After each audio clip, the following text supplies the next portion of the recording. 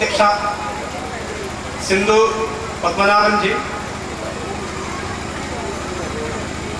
വിവിധ ബാലഗോകുലങ്ങളുടെ യൂണിറ്റിൽ നിന്ന് എത്തിച്ചേർന്നിരിക്കുന്ന ഉണ്ണിക്കണ്ണന്മാരെ, ഗോപികമാരെ, അമ്മമാരെ, സഹോദരിമാരെ, ഇവിടെ ഈ ഒരു സാംസ്കാരിക സമ്മേളനത്തിന്റെ സന്ദേശം അധ്യക്ഷ പറഞ്ഞു കഴിഞ്ഞിരിക്കുകയാണ്. അതിലും കൂടുതലായിട്ട് ഈ ഒരു ബാലഗോകുലം എന്നുള്ള സംഘടനയ്ക്ക്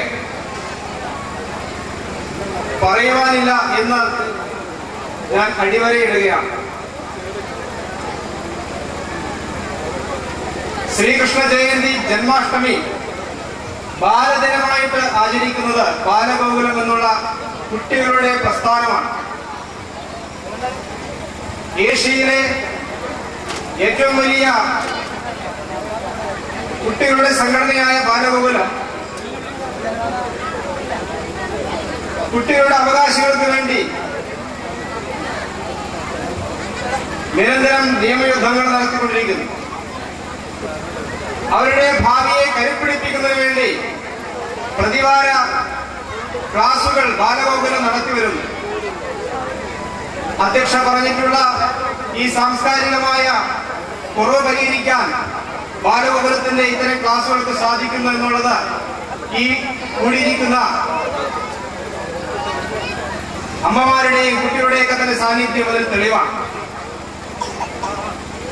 നാം ഇവിടെ നേതൃസ്ഥാനം നിർത്തിയിരിക്കുന്നത് ശ്രീകൃഷ്ണനെയാണ്.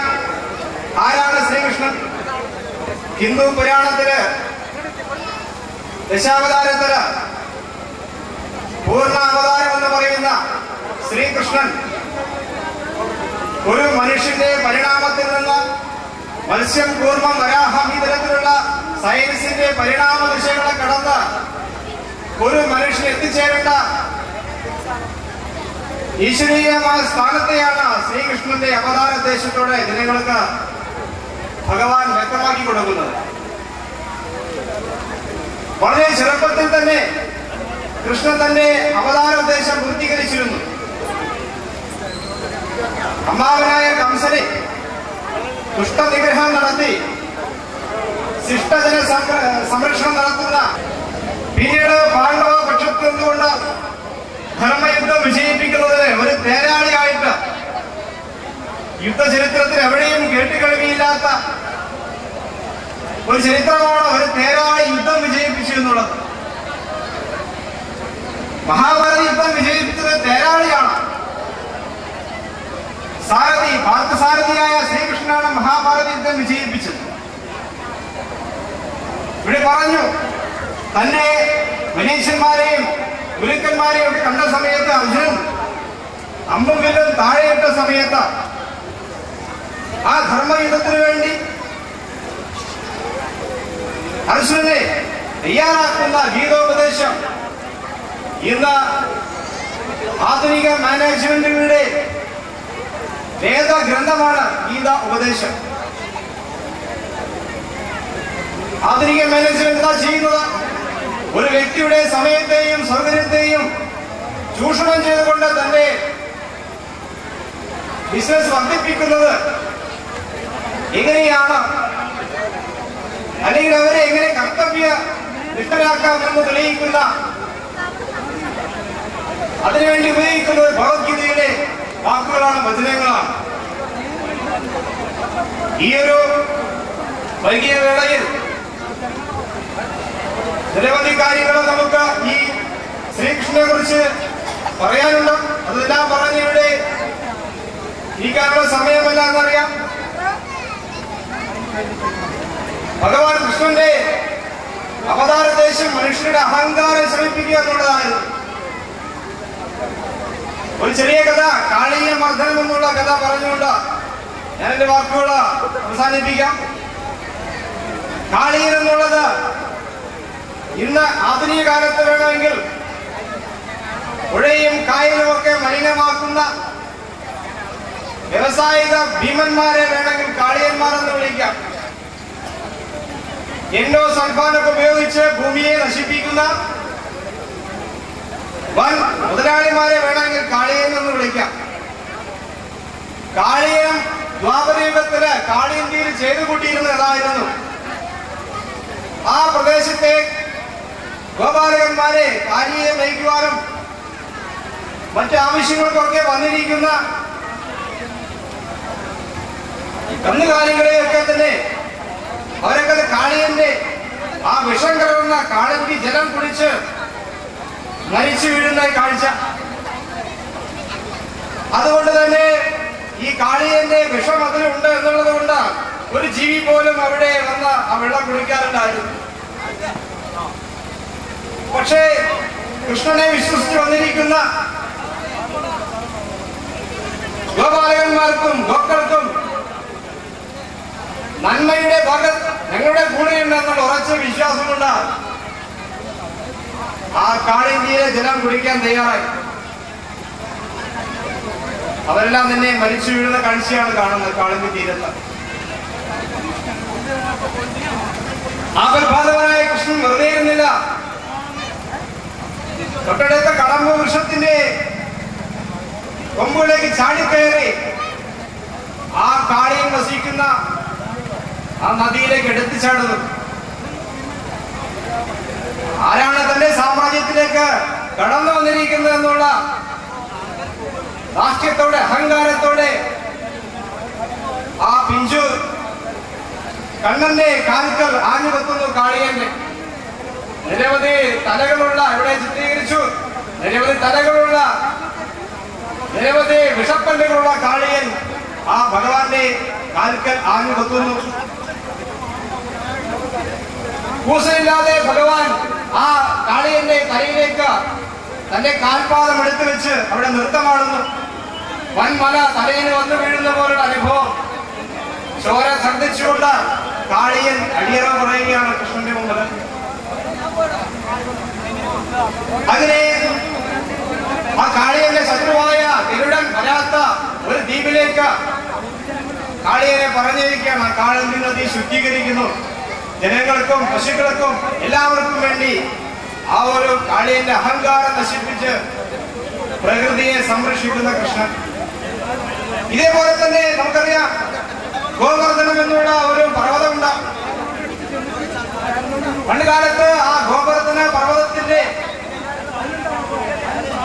മഹാത്മ്യം അവിടുത്തെ ഗോപാലന്മാര് മറന്ന സമയത്ത് ദേവേന്ദ്രനെ പൂജിക്കാൻ കൃഷ്ണന്റെ അച്ഛൻ ഇടത്തച്ഛൻ നന്ദഗോപുരം തയ്യാറായ സമയത്ത് കൃഷ്ണൻ വന്നിട്ട് പറഞ്ഞു, അച്ഛാ അത് തെറ്റാണ്. മഴ പെയ്യുന്നു, ശരിയാണ്. ആ മഴയെ സംരക്ഷിച്ച് നിർത്തി അല്ലെ അതിലെ വെള്ളത്തേക്ക് സ്വീകരിച്ച് നമ്മുടെ കന്നുകാലികൾക്ക് പുല്ലും നദികളൊക്കെ ഉത്ഭവിക്കാനൊക്കെ കാരണം ആ ഒരു ഗോവർദ്ധനം എന്നുള്ള പർവ്വതമാണ്. നമ്മൾ പൂജിക്കേണ്ടത് ആരും കാണാത്ത ദേവേന്ദ്രനെ അല്ല, നമ്മുടെ മുമ്പിലുള്ള ഈ കാണുന്ന ഈശ്വരനെ, പർവ്വതത്തെയാണ് പൂജിക്കേണ്ടത്. ഈ വർഷം ഇന്ദ്രന് പൂജ കൊടുക്കേണ്ട, നമുക്ക് ഗോവർദ്ധനെ പൂജിക്കണമെന്ന് ഭഗവാൻ കൃഷ്ണൻ ബാലഗോപാലൻ അച്ഛനോട് ആവശ്യപ്പെടുകയാണ്. അങ്ങനെ വർഷം തോറും കിട്ടുന്ന ഇന്ദ്രന് കിട്ടേണ്ടുന്ന പൂജ മുടങ്ങിയ സമയത്ത് ഇന്ദ്രൻ കോപിച്ചു. കാർമേഘങ്ങളായിട്ട് അന്തരീക്ഷത്തിൽ നിന്ന് അതിശക്തമായ മഴ പെയ്യിച്ചു. ഗോകുലമൊക്കെ വെള്ളത്തിൽ മുങ്ങിപ്പോകുന്ന സമയത്ത് കൃഷ്ണൻ ആ പർവ്വതത്തില് എല്ലാവർക്കും അഭയം കൊടുക്കുന്ന കഥ നമുക്ക് കാണാൻ കഴിയും. ഇവിടെ അന്ധവിശ്വാസത്തിനെതിരെ, അനാചാരങ്ങൾക്കെതിരെ ഒരു പോരാളിയായിട്ട് കൃഷ്ണനെ കാണാൻ സാധിക്കും. ഈ തരത്തില് സമൂഹത്തെ ബാധിച്ചിട്ടുള്ള ജീർണതകളെ ഇല്ലായ്മ ചെയ്യാൻ, എതിരാളിയുടെ മർമ്മം അറിഞ്ഞ് പ്രഹരിക്കാനുള്ള കരുത്തുണ്ടാവണം. ആ കരുത്താണ് ശ്രീകൃഷ്ണൻ. ഇന്നത്തെ ഹൈന്ദവ സമൂഹത്തിൽ നഷ്ടപ്പെട്ടിരിക്കുന്നത് അത് തന്നെയാണ്. എതിരാളി എന്താണോ ചെയ്യുന്നത് അവന്റെ മർമ്മത്ത് വെല്ലാനുള്ള കരുത്തില്ലായ്മ, അതാണ് ഹിന്ദുവിന്റെ അധപതനത്തിന്റെ മുഖ്യ കാരണം. എല്ലാവരും പറയാറുണ്ട്, കൃഷ്ണൻ യുദ്ധം നയിച്ചത് ചതിയിലൂടെയല്ലേ, ജയിച്ചത് ചതിയിലൂടെയല്ലേ എന്ന്. പക്ഷെ അതിനു മുമ്പ് ദ്രോണൻ എന്നുള്ള ഗുരു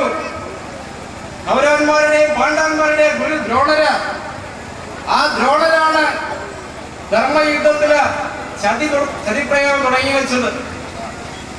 കൃഷ്ണനായിരുന്നില്ല. ഭീഷ്മ പിതാമഹൻ കേന്ദ്രസ്ഥാനത്ത് നിന്ന് യുദ്ധം നയിക്കുമ്പോൾ ധർമ്മയുദ്ധമായിരുന്നു. ദ്രോണർ യുദ്ധം രംഗത്ത് വന്ന സമയത്ത് പിന്നീട് അവിടെ അധർമ്മത്തിന്റെ യുദ്ധമാണ് നടന്നത്. അതിന് തെളിവാണ് ഉത്തരയുടെ പുത്രനായ അഭിമന്യുവിനെ ചതിപ്രയോഗത്തിലൂടെ കൊല്ലുന്നത്. പത്മവ്യൂഹം ഭേദിച്ച് അകത്ത് കടന്ന അഭിമന്യുവിനെ വധിക്കുന്നത് ചതിയിലൂടെയാണ് ദ്രോണര്. അതേപോലെ ജയേന്ദ്രന് മണ്ണിനടി ഒളിപ്പിച്ചിട്ട് രക്ഷിക്കുന്ന ദ്രോണരാണ്. ഈ തരത്തിലുള്ള അധർമ്മം ചെയ്ത ആളുകൾക്ക്, അതേപോലെ കർണന്റെ വധസമയത്ത് കർണൻ പാഞ്ചാലിയുടെ വസ്ത്രാക്ഷേപ സമയത്ത് ഒന്നും മിണ്ടാതെ മൗനിയായിട്ടിരുന്നു. വലിയ ധർമ്മിഷ്ഠനാണ് കർണനെങ്കിൽ ആ വസ്ത്രാക്ഷേപ സമയത്ത് എന്തുകൊണ്ട് പ്രതികരിച്ചിരുന്നില്ല? അതേ മരുന്ന് അതിനുള്ള തക്കതായ ശിക്ഷ യുദ്ധഭൂമിയിൽ തന്റെ തേരിന്റെ ചക്രങ്ങള് മണ്ണിൽ പൂണ്ടുപോയ സമയത്ത് ആ രഥചക്രത്തെ ഉയർത്താനുള്ള ശ്രമത്തിനിടെ അർജുനന്റെ വാക്കിലൂടെ, കൃഷ്ണന്റെ വാക്കിലൂടെ അർജുനനവിടെ അമ്പെയ്ത് കർണനെ കൊല്ലുന്നു. ആ കർണൻ ആ സമയത്ത് പറയുന്നുണ്ട്, ധർമ്മയുദ്ധമാണ്, എന്നെ വധിക്കരുത്, ഞാനിപ്പോൾ യുദ്ധമുഖത്തല്ല, എന്റെ കയ്യിൽ ആയുധമില്ല. ആ സമയത്ത് കൃഷ്ണൻ തിരിച്ചു ചോദിക്കുന്നുണ്ട്, എവിടെയായിരുന്നു നിന്റെ ധർമ്മം? എവിടെയായിരുന്നു നിന്റെ നീതി?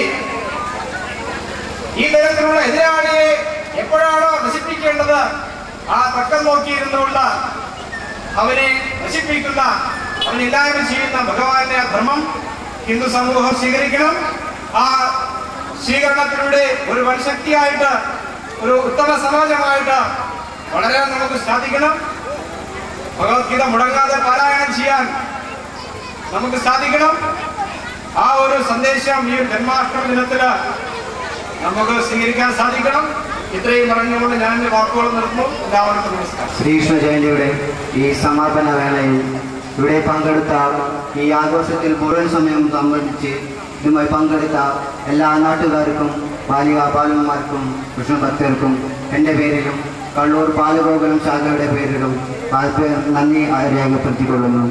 അതുപോലെ തന്നെ നമ്മുടെ ക്ഷണം സ്വീകരിച്ച് ഇവിടെ എത്തിയ, മുഖ്യപ്രഭാഷണം നടത്തിയ സതീശേട്ടൻ ജേനിപ്പാലത്തിനും എൻ്റെ പേരിലും ബാലഗോകുലത്തിൻ്റെ പേരിലും നന്ദി അറിയിക്കുന്നു. അതുപോലെ തന്നെ നമ്മുടെ വാർഡ് മെമ്പറും നിങ്ങളോട് സംസാരിച്ചതും അതിനുള്ളൊരു അവസരം നമ്മൾ ഒരുക്കിയതും, അതുപോലെ തന്നെ അവർക്കും അതിനുള്ള നന്ദി രേഖപ്പെടുത്തിക്കൊണ്ട് ഈ പരിപാടി സമാപിച്ചതായി അറിയിക്കുന്നു.